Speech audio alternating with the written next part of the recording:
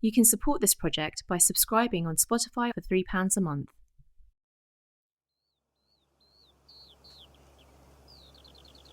Strider, did enemies make these paths to Weathertop? No, this path was made to serve the watchtower of Amon-Sul that once stood upon its top.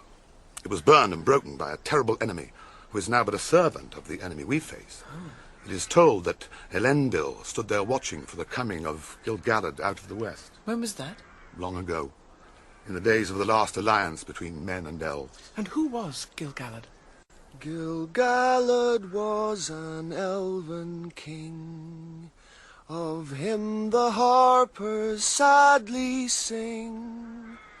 The last whose realm was fair and free, between the mountains and the sea. His sword was long, his lance was keen, his shining helm afar was seen. The countless stars of heaven's field were mirrored in his silver shield. But long ago he rode away, and where he dwelleth none can say. For into darkness fell his star, in Mordor where the shadows are. Welcome to the Nostalgia Podcast with me, Sebastian Morello, and my friend and co-host, Brian Scarf. This week we are joined by the great Catholic historian, Charles Coulombe. Hello, Charles. Hello. Good to see you, Sebastian. Good to see you, Brian. Very nice to have you on the podcast. Now, Brian, just quickly, because you and I haven't caught up for a while, all okay with you? Yeah, everything's great. I'm looking forward to learning more about Charles, because he's sort of lurked at the edge of my imagination for some time, but I've yet to actually read one of his books. Oh, no. I have read some of his articles, but he does pop up in as a reference sometimes in sort of more esoteric online conversations and debates, or occasionally people will post screenshots of reading one of his interesting books, but my engagement so far hasn't gone any further. So I'm looking forward to learning a lot. Brian, I know one very important essay by Charles that you have read, which is the Hermetic Imagination of the Golden Dawn, which I think is an essay that we're not supposed to mention or ever talk about. Is that right, Oh, Charles? interesting. No, that does sound familiar. I've given up caring. I mean, I've made my points. I believe in the four creeds and very little else. I tell people now, if you've got a problem with anything I've written, anything I've said, go back to those four creeds and show me where I've contradicted them.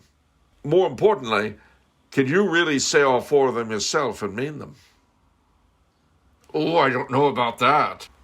Not to be bitter. Well, so recently I published a book with Ozusti Press, Mysticism, Magic and Monasteries, for which Charles provided the foreword. So if that is a topic that you're stepping away from a little bit, don't worry, I've sort of picked up the baton there, I think. And so I'm sure I'll have plenty thrown at me now for writing about these topics. Oh, it's a lot of fun, believe you me. The thing I like most, one particular attack, which you mentioned, a lot of other people were too. The thing I love the most about it was simply what the fellow says on the first page. And bear in mind, it's pseudonymous. So, I mean, this could be anybody. It could be a 73-year-old tranny named Boom Boom. I don't know. It could be anybody. Living These days, it's more than likely. Yeah, I'm not saying it is. I don't know. But the individual starts by saying that they're not qualified to write it, and they don't want to attack anyone. Well, of course, if you don't think you're qualified, why bother in the first place? And then he spends the rest of it attacking all sorts of people, including the late Wolfgang Smith. Yes. I think that this might be that we may have recently exchanged a message on exactly this guy who's sort of an online pseudonymous poster has attacked your most recent book on exactly along these lines. I think we're talking about exactly the same individual. My book, you mean? Yes, yeah. yes.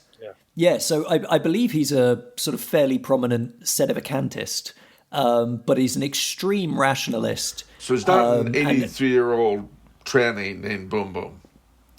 Well, I don't know. It's possible that those things could converge somehow in a weird way.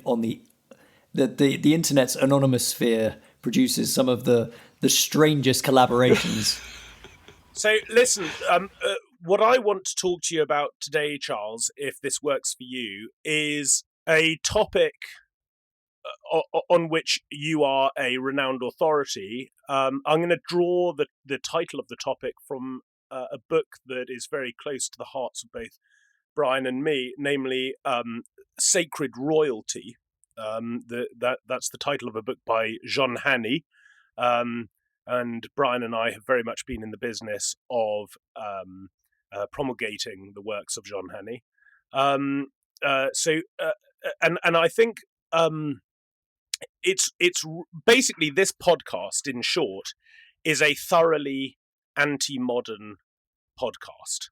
That, if you like, is our shtick.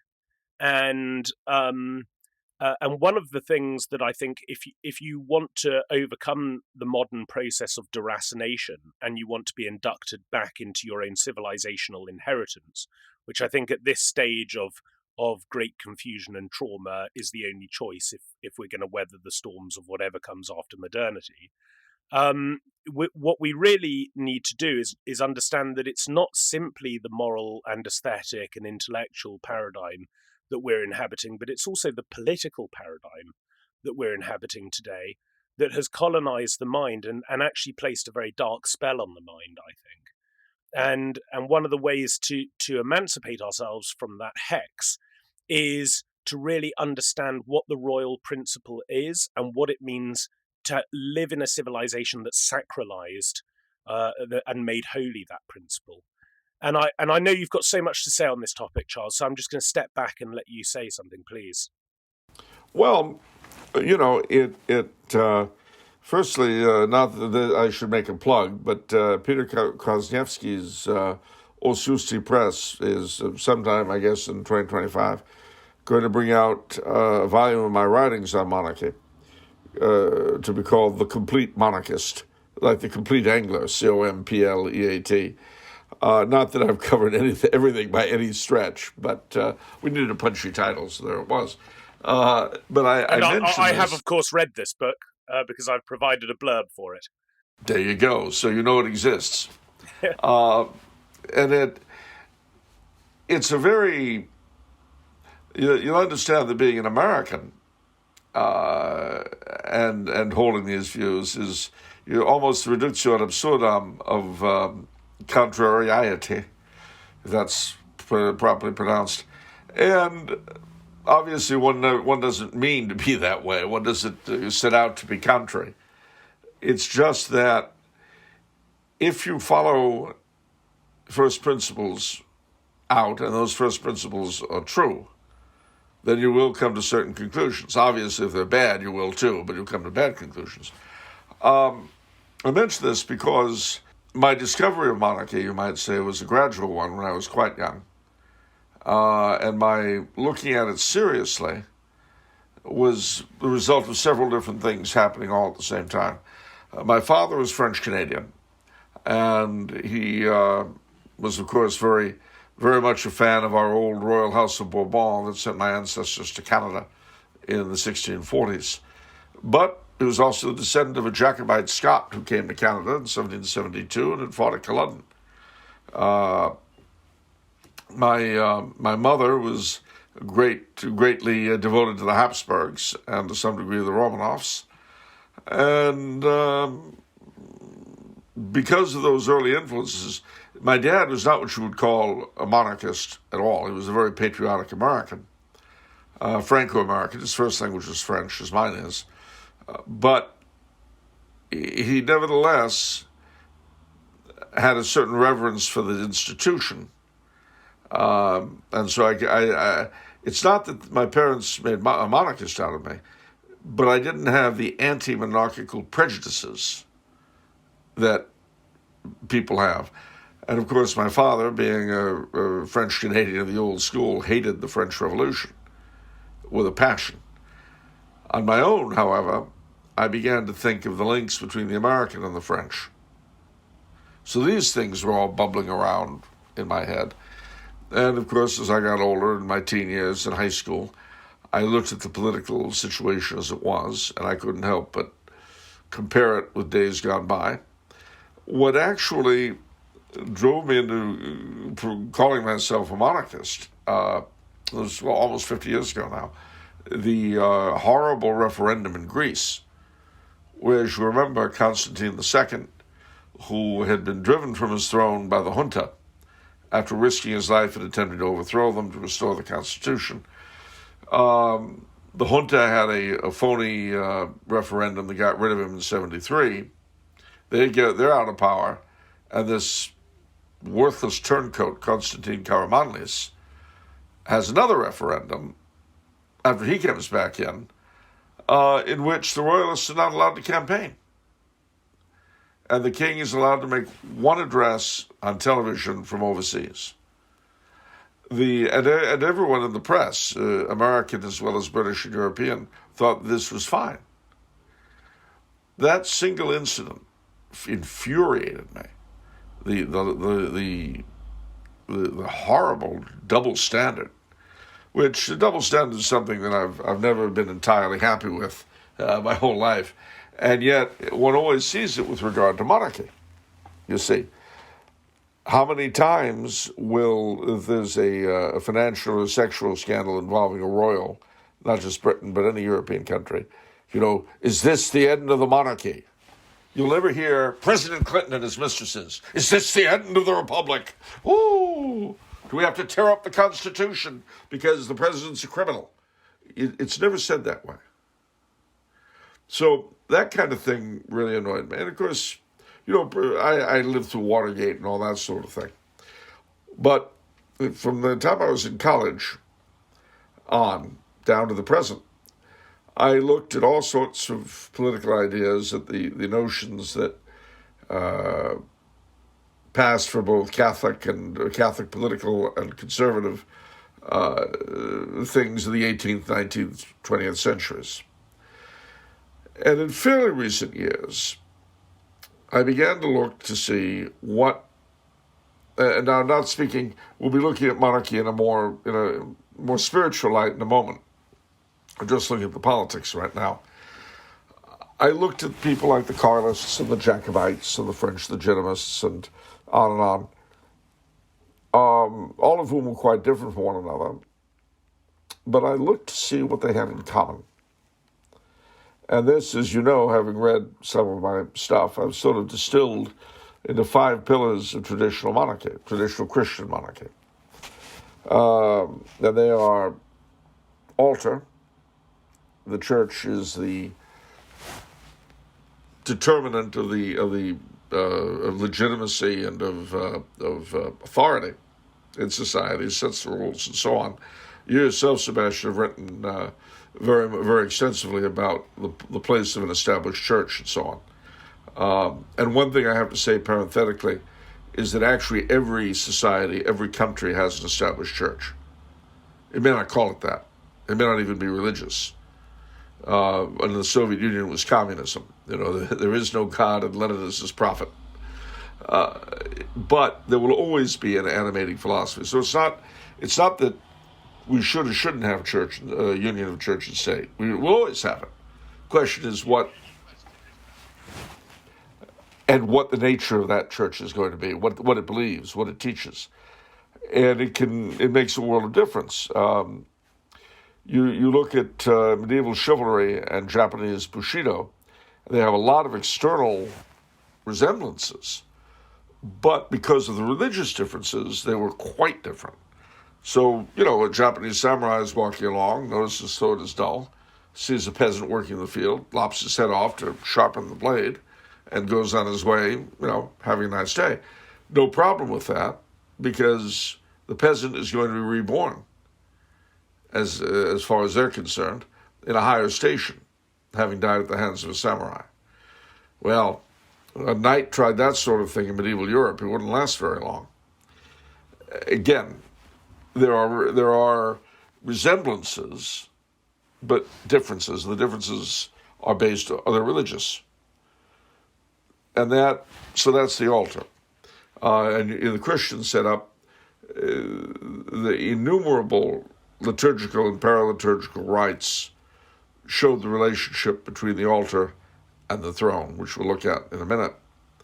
The coronation, of course, being the supreme one. But there are a lot of others, the way the holidays were celebrated, the way orders of chivalry were dealt with, the relationship of the given monarch to both Rome and the Holy Land. It's interesting that the Holy Roman Emperor was a canon of St. Peter's. The King of France was a canon of St. John Lateran. King of Spain of St. Mary Major, and your own King of England of St. Paul outside the walls. And until Henry VIII, the abbot of St. Paul outside the walls was the prelate of the Order of the Garter. And there is a similar interconnection between your given national monarchy and the Holy Land. And these are all connected. The coronation made the king a sort of mixed creature, which is why his robes were liturgical. You saw this with your own king's coronation recently. He had an orb, he had a stole, all these things, which goes back to the Middle Ages. Middle Ages. I believe that I'm not sure if the Benedictine monastery attached to St. Paul outside the walls is the English congregation. I think it might be, and certainly the abbot there, whose surname is Power, is an Englishman. So there is this, even to this day, there's a kind of interesting English connection with St. Paul outside the walls. Well, there is, and part of it goes back to the legend of St. Paul visiting England, which is why the old cathedral in London is St. Paul's. And it was based on that legend that the English were given a certain standing at the Council of Lateran, the last 10th Council of Lateran. Okay, I'm not. I'm feeling very ignorant here. I'm not familiar with this. I'm aware he got to Malta. I didn't know England as well. I know Malta was England for a little while, but I think that came later. they lost that. No, you can thank Dom Mintoff. No, there are legends that it was going to Spain as well. So, I mean, don't ask me. All I know is the important thing about these things, whether or not they happened, is that they had a big effect on what happened later. So, at any rate, the throne then, you've got the altar, point one. Point two is the throne. And that authority and that legitimacy coming from God, mediated through the church. Traditionally, the king had a certain amount of power, but, of course, it had to be wielded according to the common good. And the exercise of that power was necessary to be in accord with the proper authority. He had no right to do a lot of things. In a modern context, I think it was Franz Josef who put it in 1905, that his job was protecting his people from their politicians. Yeah, exactly. And that... I think when you point out certain abuses in history, this is obviously the counter case. When you offer an argument in defense of the old order based on historical data, people sort of give you a whole list of counter examples.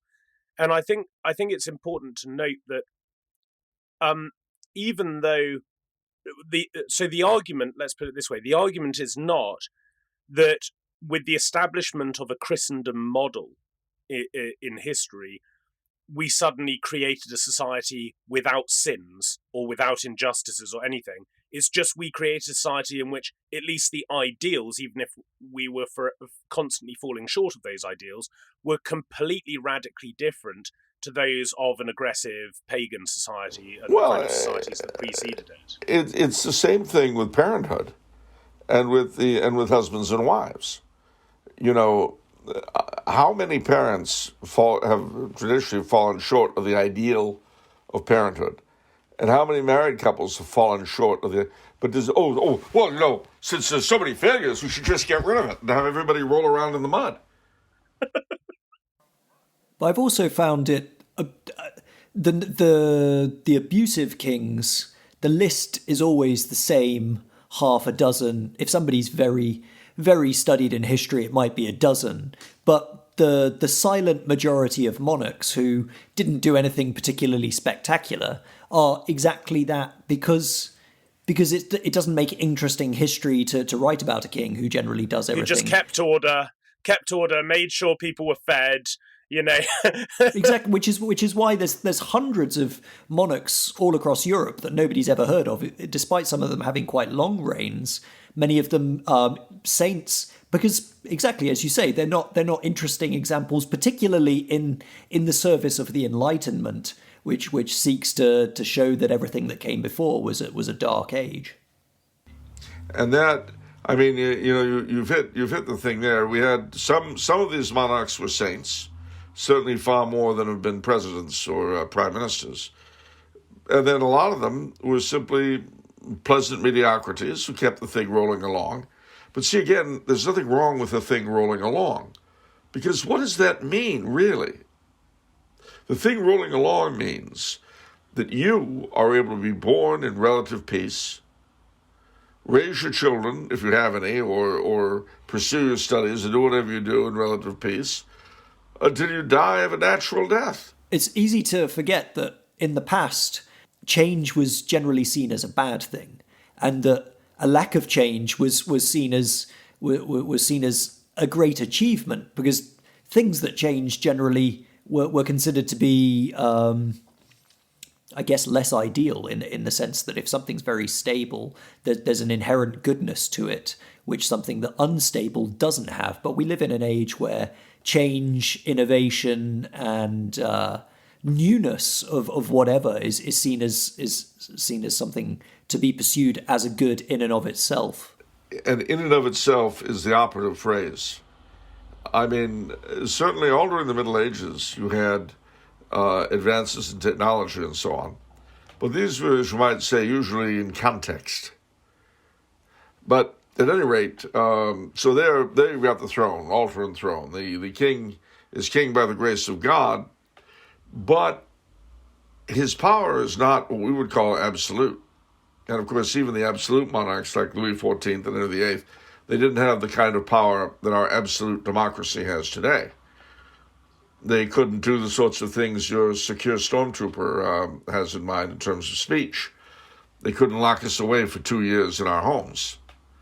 My little joke, of course, is that when they had us put our masks on, they took theirs off. And I think the thing that also should be borne in mind as part of the background of this whole discussion is that we currently live under a despotism far greater than any of our ancestors would have tolerated in the name of freedom and in the name of choice. And one that's way less accountable. Completely unaccountable. Yeah. No, yeah. You think the Archbishop of Canterbury could sit down with Secure Starmer and say, look here? Huh. Do you think the king could? I also think that it's because a moment ago you made this remark that probably the vast majority of monarchs were just pleasant mediocrities. But I think that if you really understand the darkness and the chaos of human nature, I think we need to appreciate just what a massive achievement it is to be a pleasant mediocrity. Exactly, yeah. I mean, Joseph de Maistre says, if you really examine the darkness of the human heart, he goes very into this kind of natural slavery of mankind, that we're all being pushed about hither and thither by our appetites and our passions, and it doesn't matter how mature and stable and morally integrated you think you are. The tiniest change of circumstances can cause you to become something you never thought you were. And so for somebody to be a king, which by its very nature means to be out of your depth, right? Because you're just a completely chaotic, fallible human being, and at the end of it to have achieved being a pleasant mediocrity, I think is an absolutely colossal achievement. It is, especially when you've got, I mean, in the Middle Ages, because of the limitations of government, the inherent limitations, kings, they could make life unpleasant for those immediately around them, of course, but a bad king was usually not a despot because he didn't have the machinery to be a despot. What you had instead was anarchy, because a good king was like an orchestra leader. A bad king, don't forget that medieval society was sort of the reverse of ours. With us, with them, authority was very concentrated in the church and the king. Power was very diffuse. So the church had some, the king had some, the nobles had some, the peasants had some, the cities had some, the guilds had some, on and on and on and on and on and on. This diffuseness of power led to the need for authority to, as I say, act as an orchestra leader. That's beautiful. What a lovely image. Yeah. Well, that was, if it was good. Today it's reversed. With us, power is concentrated, but authority is diffuse among the electorate. And so the authority is meaningless because... And one of the great errors of modernity, I think, is to actually conflate the terms as if they mean the same thing. I've noticed that our current Holy Father doesn't seem to understand the distinction between authority and power, and so he seems to having lost all authority before most of the faithful. He seems to have reduced his office to just the wielding of power without justification. Well, but see that in that he's very much a man of his time, which has always been the problem for popes and hierarchs of any kind of the church. I mean, I don't know time in history when the same sorts of problems, not in the same way, but the same sorts of problems didn't afflict both church and state. Because everybody comes from the time they come from. And one thing we moderns don't know, because we're fed a great deal of egalitarian monarchy, if you put us in power, we have no understanding of authority. We figure out of power, we figure that those in power are just there to run the show for themselves. And as soon as we get in, well, then we'll do the same thing. It's like the old joke in New York City about City Hall. The people running City Hall, the politicians in power and their cronies, they were the regulars. The ones out of power were the reformers. Well, now what was the difference? Well, the difference is that the reformers are out of power and the regulars are in power. So if the regulars lose at the next election, they become the reformers and the reformers become the regulars. And so it goes world without end, amen. The city of New York being one of the notoriously best-governed cities on the planet ever. So, Brian, I've got my own sort of line of inquiry here, but do you want to come in? Have you got any questions for Charles? Well, I'm curious. Obviously, you've described how these ideas were fermenting in your early years. But what made you step into actually writing books and becoming a promulgator of these ideas? Well, let me hit the other two, or the other three columns, and I think it'll make more sense. The third, after altar and throne, our ancestors called local liberties, provincial rights, states' rights, what we would call today subsidiarity. And this was a key and integral part of traditional monarchy. And that I became very much convinced through reading the Catholic social theorists and so on of the necessity of this sort of thing. I realized that, again, it goes back to the orchestra leader. In other words, for people to live relatively freely on the local level, they needed those sorts of local liberties, but there needed to be also something bigger to hang them on. And the image of the king is precisely it, the king's peace. So in the Middle Ages, and more recently, if somebody plays a plays the robber on the King's Highway. The local sheriff or justice of the peace or whatever sounds the hue and cry, gathers us all together, the posse comitatus, the power of the county. We go out, we give the miscreant a fair trial, string him up, and the king's peace is restored. Now, what has this got to do with the king? Not much, in what we would call practical terms. But it allowed local liberties to function freely without being that divisive a thing for the state as a whole.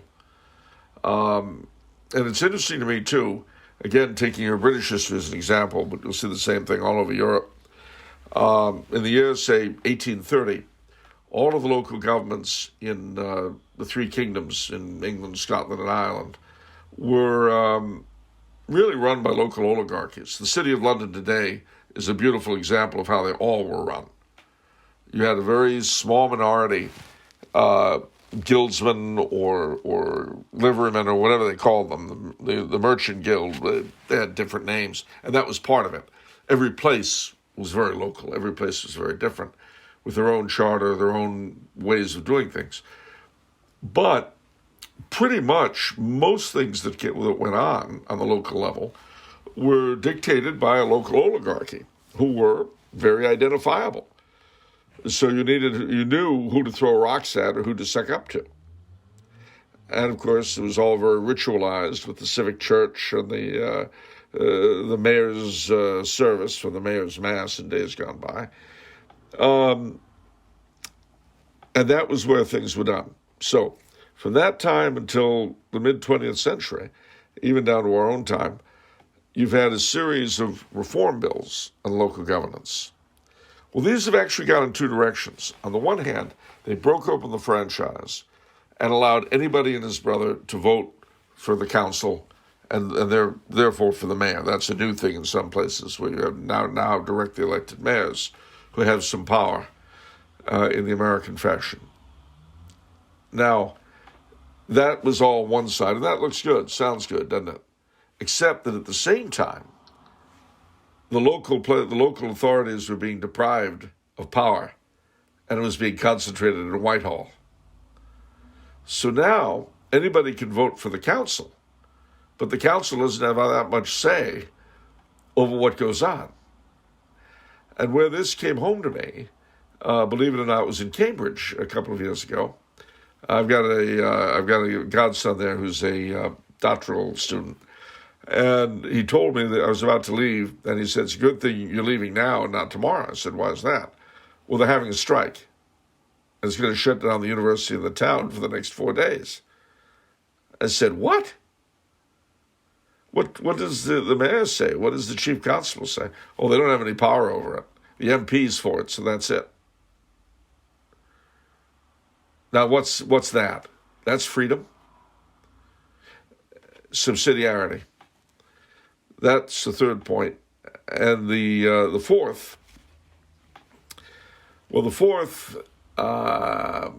looking back in the 19th century, when the industrial and French and succeeding revolutions kind of forced everyone to try to figure out things. The old notion of the king as the father of his people and of every class and section of society playing their role as opposed to being class enemies, that is to say, class cooperation rather than class warfare. That, too, was a very, very important part of monarchical society. In college, I studied things like guild socialism and corporatism and distributism and social credit and solidarism and on and on and on. And I realized, well, of course, they're all a bit different. They were a bit different, and primarily because they were looking at different aspects of the same animal. And so I would suppose that fourth pillar would be what we would call today in Catholic social teaching solidarity. So you've got altar, throne, subsidiarity, and solidarity.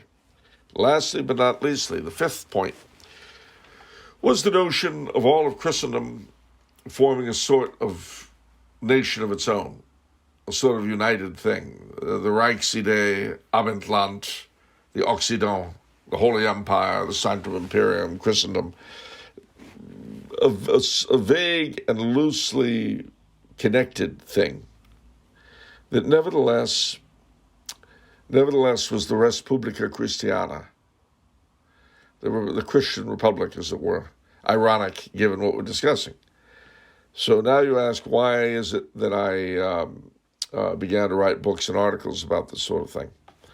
Well, it is because it seemed to me that some system of that sort, adopted for the time and place in which one happens to live in, would provide a better manner of life in every respect for the people who lived under it.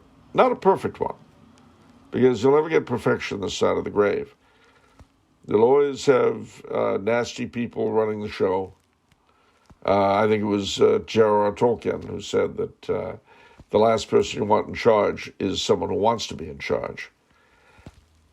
And that, of course, is part of the beauty of the hereditary system. It's one reason why the House of Lords, when they were hereditary, were much more human than the House of Commons, because they were like real people. You know, by that I mean the political class perform in modern society an important task. The problem is where they're considered to be the voice of the people. They are not. They're like artists. They're like athletes who devote themselves to their art, to their sport, to the exclusion of reality sometimes. Well, mind you, we need artists, we need athletes, we need politicians. But none of them represent us. And they all have to be, in a certain sense, carefully monitored. Well, who does that? Just to pick up on this point of the humanity of the Lord's Temporal, it's interesting, as many of our listeners know, my beyond sort of my book writing and my podcasting or whatever, really, my great love is to go and hunt, and in fact, I think probably if my circumstances were different, that I would just do that all the time. But in order to hunt successfully, you do need access to land, and so I often find myself speaking to landed families, landed people, and some of whom are still among the remaining hereditary peers in the House of Lords. And it's very interesting because their knowledge is not principally ideological or abstract or partisan. Their knowledge is very much local. Their family have been based in a particular place among a particular people with a particular way of life for a very long time, and they have offered their patronage to all kinds of activities and endeavours of these communities, and in a way they can represent those people far better than representative parliamentarians, and it's something that I find.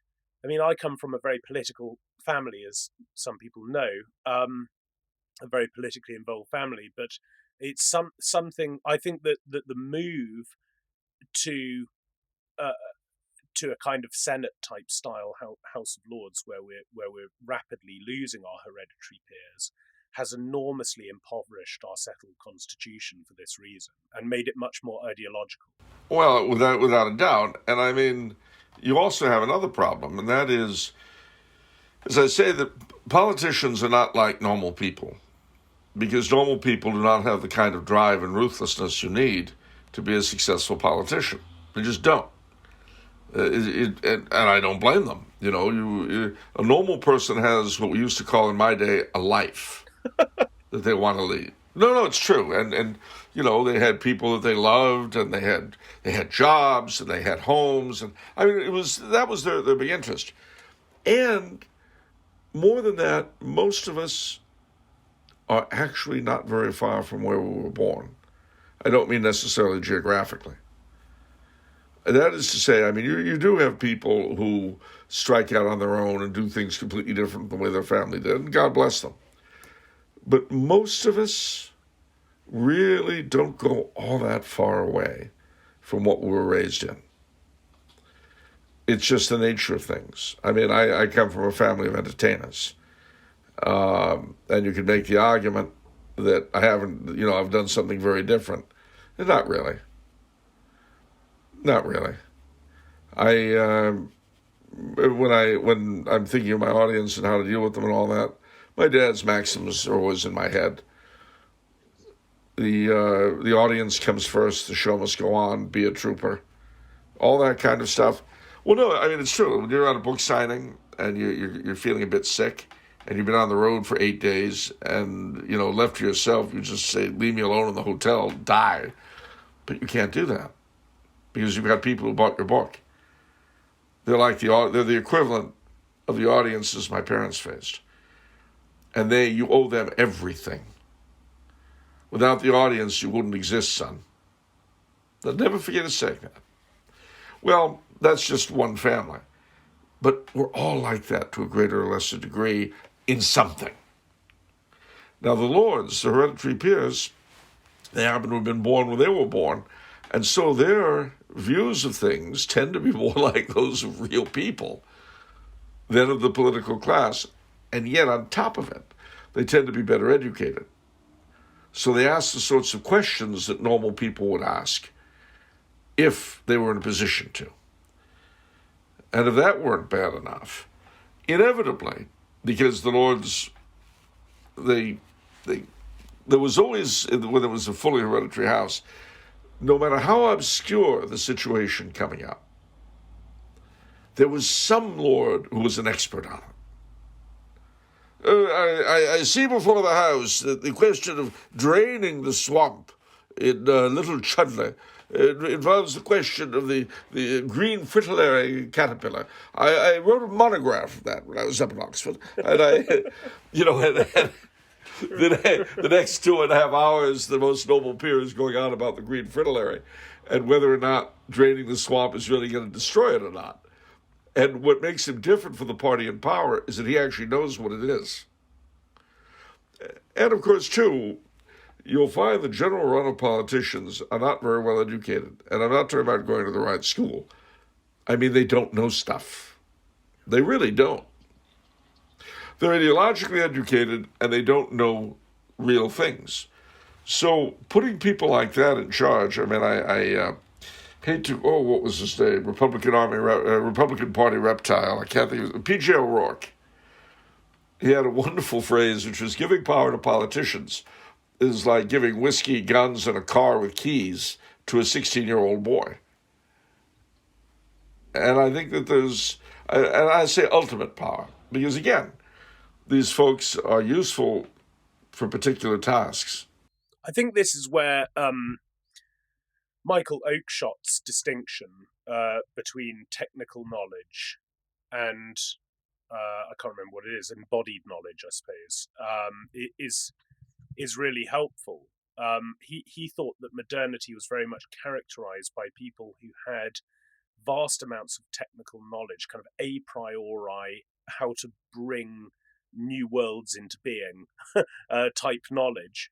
But people who had really inducted themselves in an embodied way through participating in a community, learning the habits and the customs and the mores, and just being part of a people, but with a certain kind of paternal relationship with that embodied, existent historical community. This was a kind of knowledge that was, in Oakeshot's view, a far superior knowledge, but it was one that was waning and ebbing very quickly in modernity. And Oakeshott has a very interesting. I know Oakeshott. A lot of conservatives, traditional conservatives, raise their eyebrows at him because he was a bit of a secularist. He was, I think, an atheist, and he was not very good at keeping his trousers on. But nonetheless, I think he was a brilliant thinker in many ways. And one of the things that he observed was that he said to develop proper regnative prudence, That is to say, not to only be able to see your own good and attain it, but identify the good of others and order their lives in such a way that they might attain their own good, and then protect and conserve that. He said that probably takes 6 generations.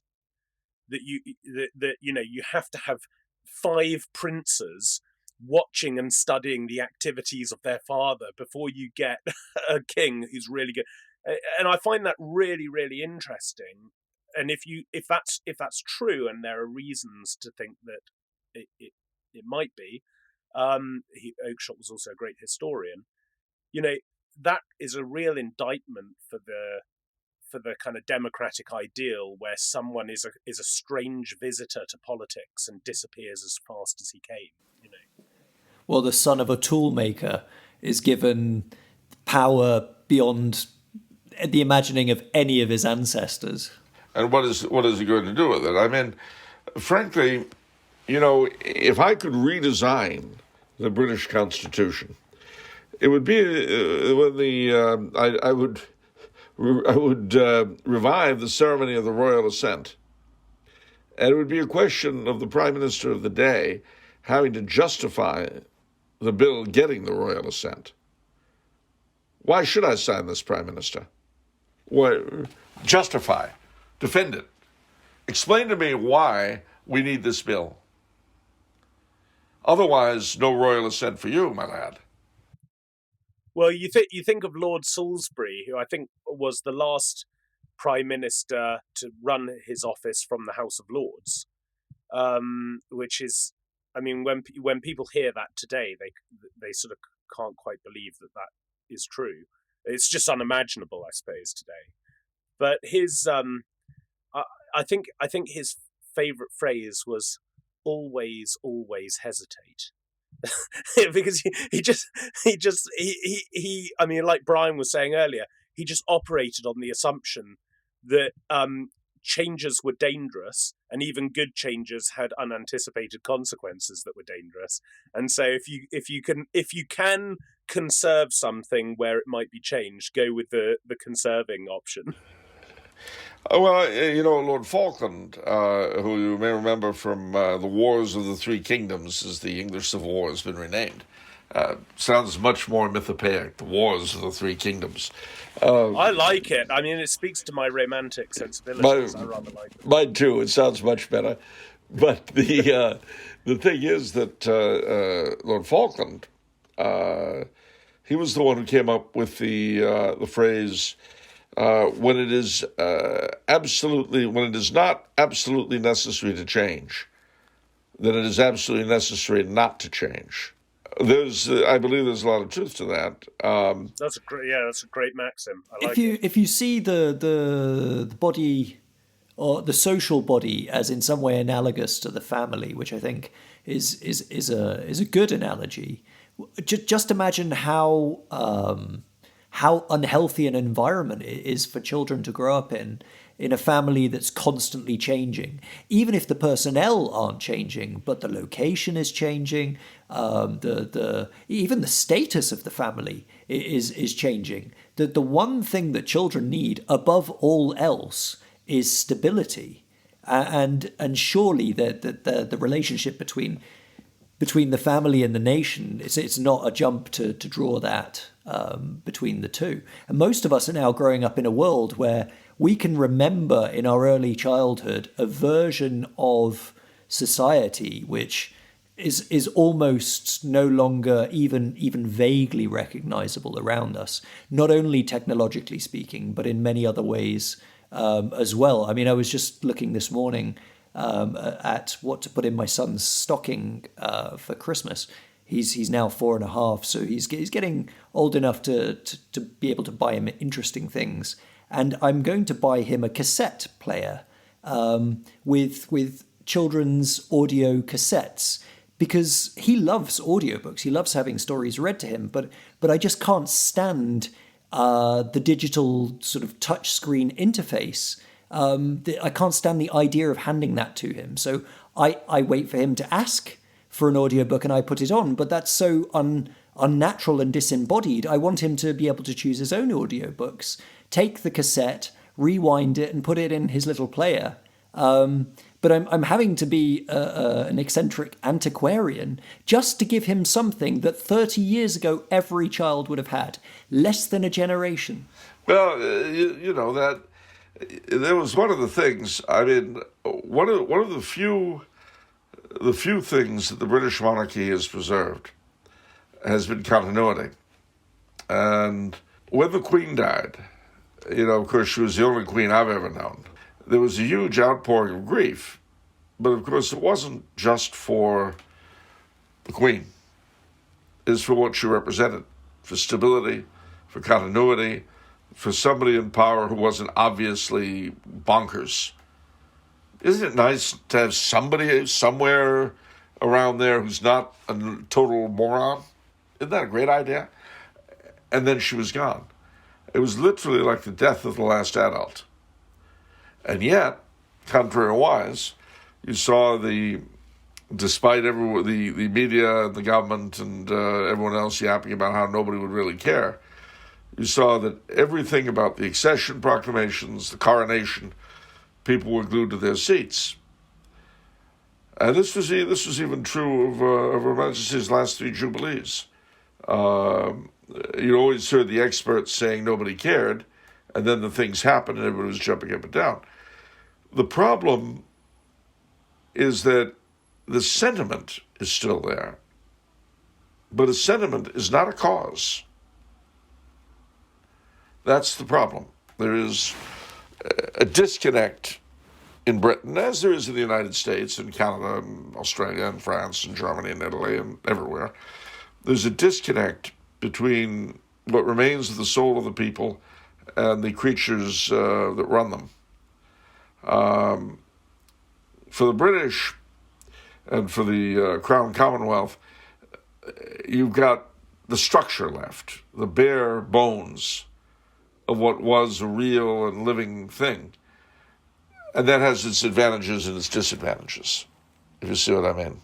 But I think the thing about what the Queen's funeral in particular did, and I know there are people who are going to balk at this, but I think it really demonstrated that sacral monarchy, or even the shadow of sacral monarchy, since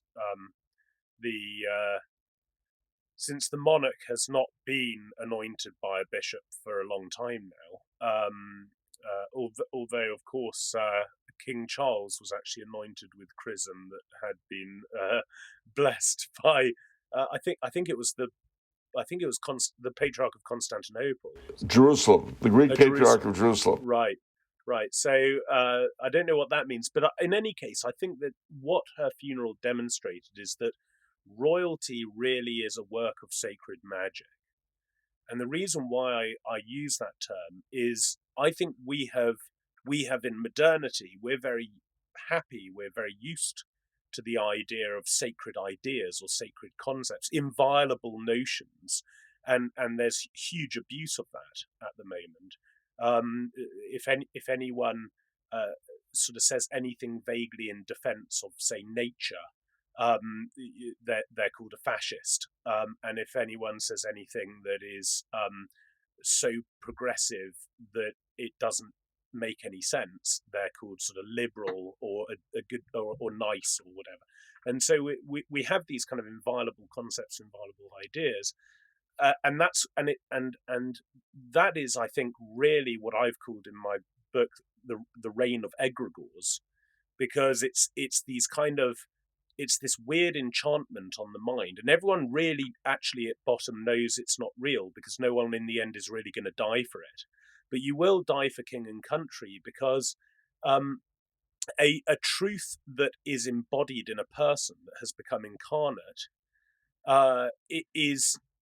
it's a work of sacred magic in the way that it is an extension in time of the mystery of the incarnation.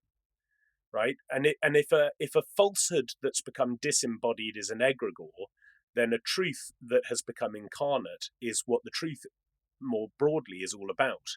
What I found really, really interesting during the period of the king's accession was I went all over the internet and watched the accession proclamations all over the Commonwealth. In the three kingdoms and in Canada, Australia, New Zealand, and elsewhere. And here you've got a collection of people, at least half of whom were either or both atheists or Republicans, reading out these beautiful sonorous tones about how God in his wisdom hath seen fit to take from us our dread sovereign lady, and so on and on and on, and really getting into it. And then at the end of it, God save the king. And, the band playing and everyone's seeing it and tears in the eyes. Now, the problem for the British political scene and the Canadian, etc., is that your political class has become entirely detached from that. They don't know how, if you pardon the expression, to use it. And contrary-wise, because of 1688, it can't speak for itself.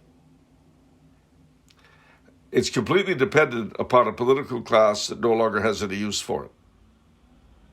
And that's a horrible dilemma. Interestingly, though, maybe it's also the possibility of its own salvation, in that whilst you had a political class who understood 1688 and its legacy, that they were able to be loyal to it as a program, felt like they needed to be loyal to it. And so no pushback to anything older and more authentic could ever be done. But once you have a political class that no longer really understands the context at all, you actually have potentially a doorway to a real return to something much more ancient, because there isn't actually any organized political opposition to it at all. It's just, we just live in a status quo where nobody knows of the alternative, and the pathway isn't obvious, but there's no active opposition. No, there isn't. And of course, it's funny we're having this discussion today, because, it was when Bonnie Prince Charlie and the Jacobite army marched into Derby.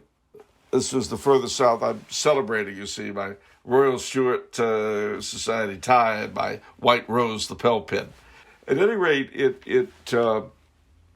what is needed, I think, looking now specifically at the British situation, and bearing in mind also that modernity cannot be cured purely by political means. There has to be a religious, for want of a better term, revival. There has to be a cultural restoration. But looking at things politically, there does have to be, it seems to be, a sort of neo-Jacobinism in the British Isles. You've reached the reductio ad absurdum, where Sinn Féin became loyal subjects of the Crown to push abortion into Ulster. Great. And nobody had a problem with this. Nobody thought this was, crazy. Well, we've got a little ways to go. But having said that, it's still there, and it's still there in all the European countries. Traveling here in Central Europe, from Tyrol to Transylvania, and from Czechia to Croatia, you can still feel it. When the Habsburgs do anything in this part of the world, it's noted. And it's the same in France with the Bourbons. But again, it always goes back to going from a sentiment, a deeply held sentiment, to a cause. And that is the alchemical trick. I just to interject, if you don't mind, just because I'm often asking myself what the real distinction is between, and this is a phenomenological distinction, between being childish and being childlike. And I think this is an important distinction for any Christian, because St. Paul explicitly in the first letter to the Corinthians says we must no longer be childish. But our Lord asks us to be like children. And it's helpful that in the English language we do have this distinction. And it seems to me that monarchy, a Jungian would call it archetypal, because monarchy is deep in the imaginative world of the child. and is written into every fairy tale and every and no child would ever want to read a story about the prime minister saving the damsel in distress or whatever. It'd just be unbearable. You didn't see the you didn't read The President's New Clothes as a child? Well, that's right, and so. Often I know this will be used against me, but I often think that really my views since I was a child have never really changed. I mean, even I spent 15 years studying philosophy and getting degrees in it and a PhD and so on, but I only ever really studied philosophy just to provide arguments to my already established prejudices. Well, who doesn't do that? Well, exactly. But most people aren't honest about it. And as to quote you earlier, I've just given up on caring, and I'm just going to be honest about the fact that actually, what I thought was ugly as a child, I still think is ugly, and what I thought was beautiful as a child. And when people say to me, I when I first saw a Jackson Pollock, I thought it was ridiculous and ugly, but then I read all of this stuff and I started to realize actually there's something really deep going on. No, you just became an idiot. Like, you just became stupid. You were doing really well at the beginning, and then you became an idiot. And well, they allowed the pursuit of status to muddy their heart and mind.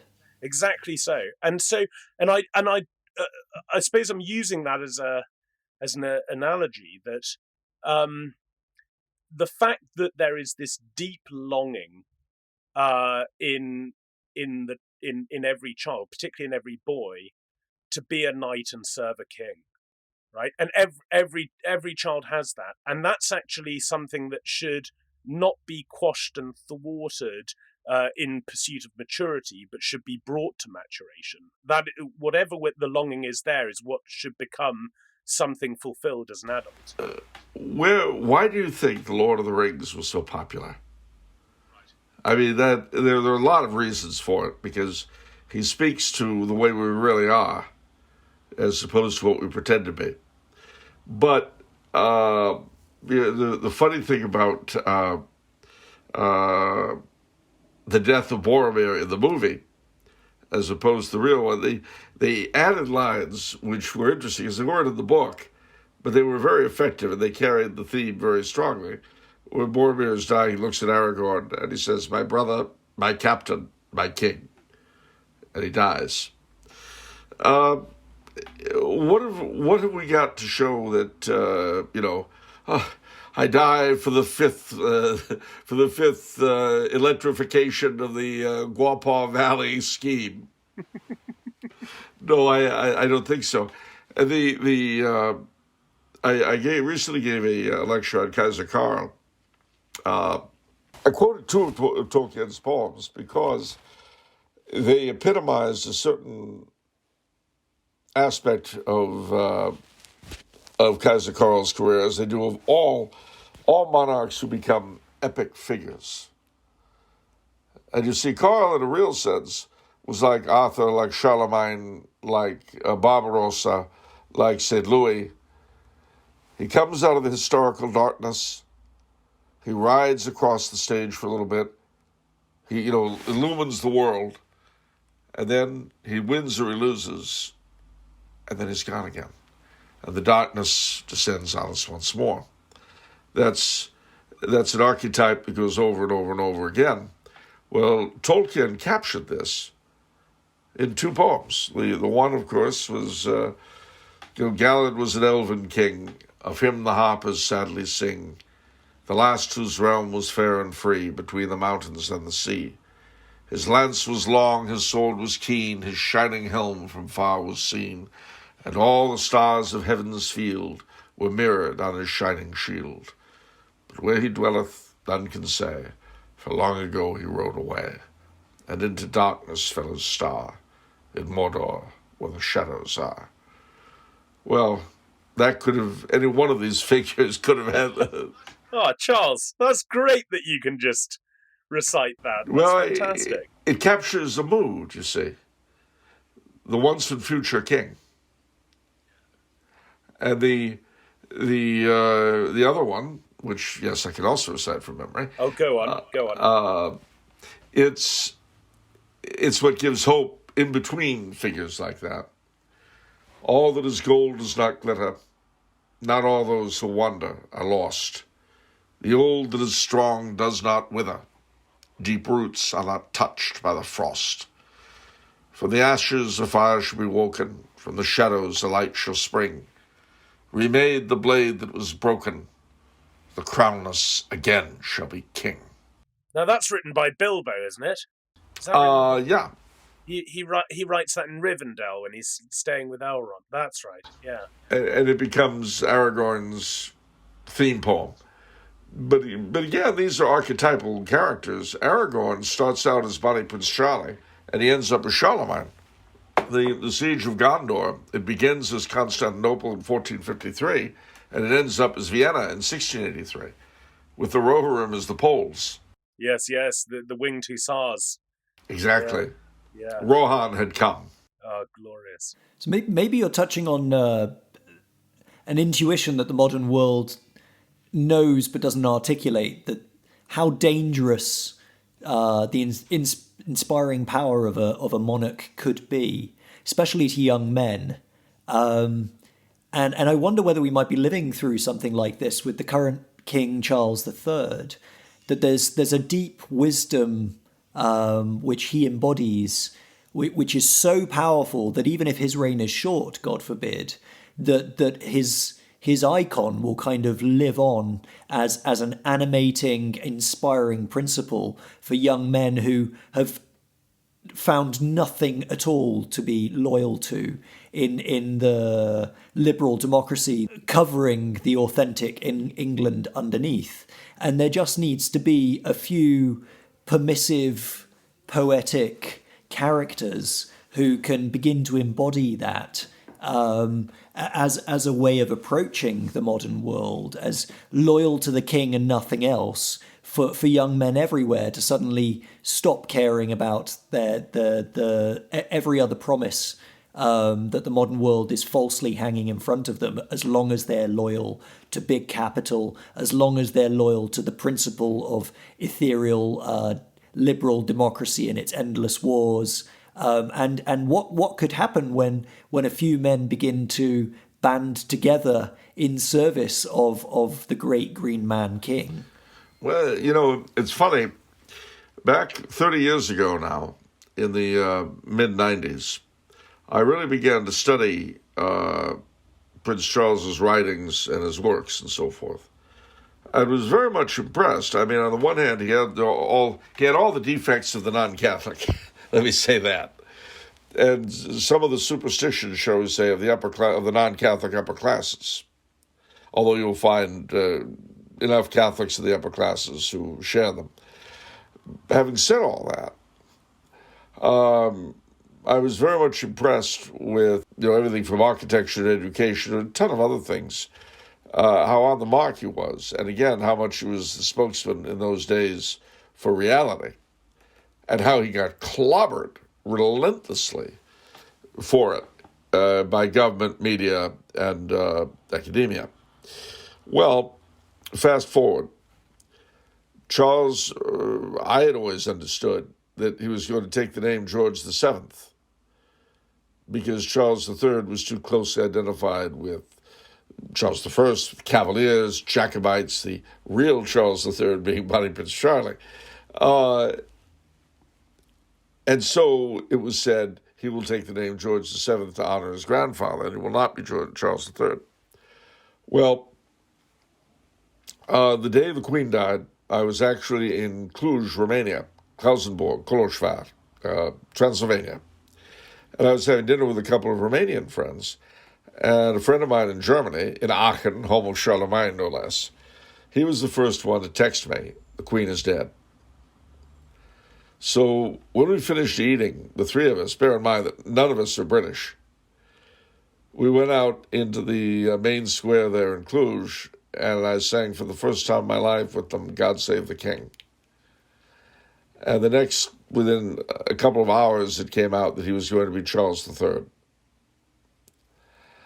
And I thought, I wonder what that means. And then, with the coronation, as you pointed out earlier, he was the first one to have, first coronation since 1688, to have what we would consider valid chrism. And then the Pope gave him some relics of the True Cross. He had them made into a processional cross, just like the ones that the Holy Roman Emperor and the King of France had. But the King of England, I don't think, ever had, as part of the crown jewels, a processional cross with relics of the True Cross in it. But now they do. And I look at all that and I think, well, you know, he's a complex thinker, is the king. It's interesting that you were in Transylvania, which is a place that's extremely close to his heart, where he has two properties, and of course a place that's very close to my heart, because my wife is Romanian and we go there often. I should say, Giles, that Brian was sort of riffing there on a theme that finds its expression in an essay that he and I co-authored for the European Conservative, in which we opined together that future generations, we think, will discover the thought and the works of King Charles. I have his book Harmony on my desk here. I have his work on architecture up there. As you say, he was laughed at and scolded when these works came out, but actually his thoughts on organic food, on the health of topsoil, on ecological stewardship, on the classical vernacular in architecture, on taking seriously the inherited wisdom traditions and tracing them in the different expressions of natural religion across the world. All of these have become uncontroversial themes now, because for the simple reason, I think, that it was too difficult to resist their truth for so long.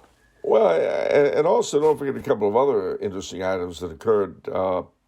Well, recently, a letter of his was made public that had not been intended for public eyes, in which he attacked the political correctness of everybody except the Orthodox. That's right. And then the timeless traditions of orthodoxy, as he put it. Indeed. And then, if that weren't interesting enough, the whole affair of the Black Spider letters was hysterical, because here you had the Guardian pushing to make them public because they believed their own piffle that he was a moron and that these letters would prove it. So they pushed and pushed and pushed to get them revealed. The government fought very, very hard to keep them locked up. Clarence House said, oh, well, we'll just go with whatever the courts find. Mm-hmm. Well, that's because they knew very well that if those letters were made public, it isn't the prince that would look stupid. And sure enough, they were made public. And I don't know if you got the chance to read them, but man, are they funny. Oh, because, he's got a fiery wit. He's got a fiery wit, and the stumble bums that made up the bureaucracy and the political leadership that he was dealing with. What a bunch of idiots. I mean, all right, I accept the fact that in the modern world, you've got to have an IQ of a turnip in order to be in charge. I understand. Fine. I get it. But you don't have to express it constantly. You know, you don't have to say, I know you think I've got the IQ of a turnip, but look, I really do, see?